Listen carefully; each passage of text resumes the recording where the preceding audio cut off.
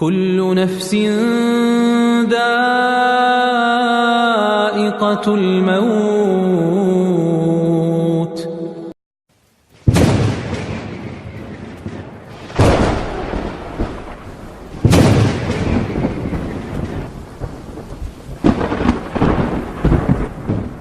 نحمده ونصلي على رسوله الكريم اما بعد فاعوذ بالله من الشيطان الرجيم بسم الله الرحمن الرحيم رب اشرح لي صدري ويسر لي امري واحلل عقدة من لساني يفقهوا قولي۔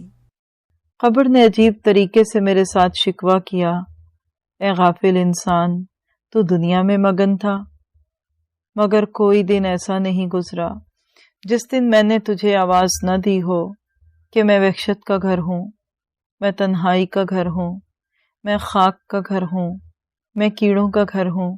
جتنے لوگ میری پشت پر چلتے تھے، میرے نزدیک ان سب سے زیادہ قابل نفرت تو تھا، جبکہ میں آج تجھ پر حاکم بنا دی گئی ہوں اور تو میری طرف مجبور کر دیا گیا ہے۔ تو دیکھے گا کہ میں تیرے ساتھ کیسا برا سلوک کرتی ہوں۔ اچانک سیاہ رنگ کے دو فرشتے میری قبر میں آ پہنچے، انہوں نے مجھے اٹھا کر بٹھایا۔ نہ پوچھو کہ اس وقت میری حالت کیا تھی، میں تھر تھر کانپ رہا تھا۔ انتہائی غصے بھرے لہجے میں بولے، من ربک۔ حیرانی کی بات ہے کہ زندگی میں شاید کبھی میں نے قرآنی آیت یا حدیث نبوی سنی ہو، لیکن مجھے عربی کی صحیح سمجھ آ رہی تھی کہ یہ پوچھ رہے ہیں کہ تیرا رب کون ہے۔ عجیب خفت سوار ہوا مجھ پر کہ میں نے جواب دینے کی بجائے عجیب قسم کی بھڑکے مارنا شروع کر دیں، جیسے شیطان نے کسی کو چھو کر بابلا کر دیا ہو۔ ہا لا ادری، میں نہیں جانتا، میں نہیں جانتا۔ پھر مزید سختی سے بولے، ما دینو کا، تیرا دین کیا ہے؟ دوبارہ میں نے وہی جواب دیا۔ انتہائی غضبناک ہو کر بولے، ما ھذا الرجل الذی بعث فیکم، کون ہے یہ جن کو تمہاری طرف بھیجا گیا؟ قسمت کھوٹی، اس مرتبہ بھی میری زبان سے وہی الفاظ جاری ہوئے۔ آسمان سے آواز آئی، ان کذبا، کہ یہ جھوٹا ہے۔ فَأَفْرِشُوهُ مِنَ النَّارِ، اس کا بستر آگ کا بنا دو۔ وَالْبِسُوهُ مِنَ النَّارِ، اسے آگ کا لباس پہنا دو۔ وَافْتَحُوا لَهُ بَابًا إِلَى النَّارِ، اور اس کے لیے دوزخ کا دروازہ کھول دو۔ ایک آواز آنے کی دیر تھی کہ اسی وقت میری قبر میں لو اور گرمی آنا شروع ہو گئی۔ قبر تنگ ہو گئی کہ میری پسلیاں ایک دوسرے میں گھس گئیں۔ پھر کیا سناؤں؟ ایک اندھا اور بہرا فرشتہ میری قبر پر مسلط کر دیا گیا، جس کے ہاتھ میں لوہے کا ایک گرز تھا۔ اس نے اس گرز سے مارنا شروع کر دیا، اور اتنا مارا کہ میری چیخوں کی آواز جنوں اور انسانوں کے علاوہ ارد گرد کی تمام چیزیں سن رہی تھیں۔ بھائیوں اور بہنوں، اگر تمہیں معلوم ہو جائے کہ مجھے اس وقت کتنی تکلیف ہوئی تو اللہ کی قسم تم لوگ اپنے مردے دفنانا چھوڑ دو۔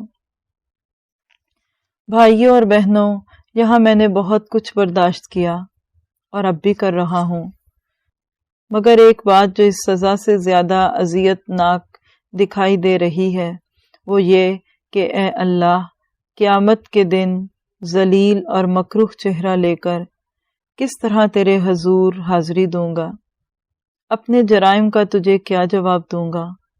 قبر میں تو کوئی دیکھنے والا ہی نہیں کہ یہاں میرے ساتھ کیا ہو رہا ہے، مگر میدان حشر میں اور امتیں ہوں گی، سب انبیاء کرام ہوں گے، اور خصوصاً سرور دو جہاں جناب محمد صلی اللہ علیہ وسلم ہوں گے۔ کیا سوچیں گے میرے بارے میں؟ کاش کوئی بھائی یا بہن میرا یہ پیغام میری اولاد کو بھی پہنچا دے کہ آؤ اپنے بد نصیب باپ کی انگاروں سے بھری ہوئی قبر کو دیکھو۔ میرے بچوں، میری قبر میں بہت سے سانپوں نے مجھے گھیر رکھا ہے جو سارا دن میرے بدن کو نوچتے رہتے ہیں۔ میرے بیٹو، میری قبر پر ایک بار آ کر تو دیکھو۔ اگر تمہیں یہاں آنے کی فرصت نہیں تو میرے چھوڑے ہوئے مال میں سے کچھ صدقہ ہی کر دو۔ یہ بھی نہیں تو اس مسکین کی ایک التجا ہے کہ میرے ذمے عبد الرحمن کی رقم ہے جس کا تمہیں علم ہے، کم از کم اس کا تو کچھ کر دو۔ برخوردار، ابھی تک تم نے اس سے رابطہ نہیں کیا۔ تمہیں یاد ہوگا کہ تم نے جنازہ گاہ میں اعلان بھی کیا تھا۔ عبد الرحمن نے اس وقت مناسب نہ سمجھا کہ رقم کے بارے میں تم سے سوال کرے۔ اس کی شرافت دیکھو کہ رقم کے مطالبے کے لیے آج تک تمہارے دروازے پر نہیں آیا۔ اللہ کے واسطے کم از کم وہی حساب چکا دو۔ میں یہاں بہت بے بس ہوں، چیک بک سیف میں پڑی رہ گئی اور آتی دفعہ تم نے میری راڈو کی گھڑی، سونے کی انگوٹھیاں، لاکٹ، بٹوا سب کچھ نکال لیا، حتیٰ کہ میرے کپڑے تک اتار لیے۔ اب یہاں کیا ہے میرے پاس؟ کل جب وہ مجھ سے مانگے گا تو میں کیا دوں گا اس کو؟ کہاں سے دوں گا؟ نیکیاں تو پہلے ہی میرے پاس نہیں کہ اسے دے کر راضی کر لوں۔ اب لگتا ہے کہ اس کے گناہ مجھ پر لاد دیے جائیں گے۔ بیٹا، کتنے دکھ کی بات ہے کہ قرضہ ادا کرنے کی تمہیں توفیق نہ ہوئی، مگر میرے 40ویں پر تم نے کئی لاکھ خرچ کر ڈالے۔ کیا ضرورت تھی اتنے MPA، MNA اور علماء کرام کو اکٹھا کرنے کی؟ کیا ضرورت تھی اخبارات میں تصویر اور خبر لگوانے کی؟ کیا ضرورت تھی دعوتی کارڈ چھپوانے کی؟ روسٹ مرغ، پائے، بریانی، میٹھے چاول، فرنی، پھلوں کی ڈشیں اور سوٹ وغیرہ لائنوں میں سجا کر ویڈیو بنواتے ہوئے تمہیں ذرا شرم نہ آئی؟ اور پھر ڈوب مرنے کا مقام تھا جب 2 بھانڈ، شامیانے، دیگیں اور اتنا بڑا مجمع دیکھ کر اپنی مخصوص آواز نکالتے ہوئے پنڈال میں آ گئے۔ وہ تو ایک صاحب نے عقل مندی کی کہ جلدی سے آگے بڑھ کر انہیں بتایا کہ یہ شادی کی تقریب نہیں بلکہ حاجی صاحب کا 40واں ہے، مگر وہ بھی آخر بھانڈ تھے۔ جاتی دفعہ کہنے لگے، ماشاء اللہ، حاجی صاحب کے 40ویں کا یہ حال ہے تو شادی پر کیا طوفان برپا ہوا ہوگا۔ میرے بچوں، جب تم گھر میں جسے میں اپنا سمجھتا تھا زور سے کہے لگاتے ہو تو اللہ کی قسم مجھے یہاں بہت تکلیف ہوتی ہے۔ اتنے لچر اور فحش قسم کے گانوں کی آوازیں اس گھر سے بلند ہوتی ہیں کہ اللہ کی پناہ۔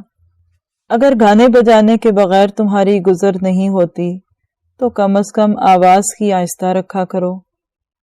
اور یہ میرے مرنے کے بعد نئی کار، نئی موٹر سائیکل، کیا سوچتے ہوں گے محلے والے؟ تمہارے سامنے تو کچھ نہیں کہتے، مگر سارا محلہ کہتا ہے باپ کے مرنے پر جشن منا رہے ہیں۔ میرے بچوں، میں جانتا ہوں کہ تمہارا وقت بہت قیمتی ہے۔ بس آخری بات، اس کے بعد کچھ نہ کہوں گا۔ بیٹا، اپنی ماں اور بہنوں سے کہو اللہ سے ڈریں۔ چند دن بھی ان سے صبر نہ ہو سکا، خوب بناؤ سنگھار کر کے اتنے چمکیلے بھڑکیلے لباس اور کھلے ہوئے بالوں کے ساتھ بے پردہ باہر آنا جانا چھوڑ دیں۔ کیوں کرتے ہو یہ سب کچھ؟ کیوں اذیت دیتے ہو مجھے؟ یقین مانو یہ سب کچھ کرتے تم ہو، مگر بھگتنا مجھے پڑتا ہے۔ ادھر میری سزا میں اضافہ ہوتا ہے۔ کیوں کرتے ہو اس طرح؟ آخر میں تمہارا باپ ہوں۔ جو سلوک تم میرے ساتھ کر رہے ہو اس طرح تو کوئی شریف ہمسایہ بھی نہیں کرتا۔ تم تو میری اولاد ہو، باپ سمجھ کر نہیں تو کم از کم ایک ہمسائے جتنی حیثیت تو دے دو۔ زندگی میں تم ابا جان کہتے تھکتے نہیں تھے، تمہیں پالنے کے لیے حلام کماتا رہا۔ آج کیا ہو گیا ہے مجھے؟ یہی نہ کہ میرے پاس دولت نہیں۔ تمہارا برا ہو، ڈرائنگ روم میں میری اتنی بڑی تصویر ہار ڈال کر سجا رکھی ہے، کس کو دکھانے کے لیے؟ جاؤ، میں تمہیں جائیداد سے آگ کرتا ہوں۔ اللہ تم جیسی اولاد کسی کو نہ دے۔ خیر، اس میں میرا اپنا بھی قصور ہے۔ میں نے اولاد کے لیے سب کچھ کیا مگر ان کی تربیت کے لیے کچھ نہ کیا۔ میں کہتا تھا کہ بچے بڑے ہو کر کیا کہیں گے کہ ہمارے باپ نے ہمارے لیے کوئی جائیداد نہیں بنائی۔ افسوس اگر ان کی تربیت اللہ اور اس کے رسول کے بتائے ہوئے طریقے کے مطابق کرتا تو آج یہی اولاد میرے لیے صدقہ جاریہ ہوتی۔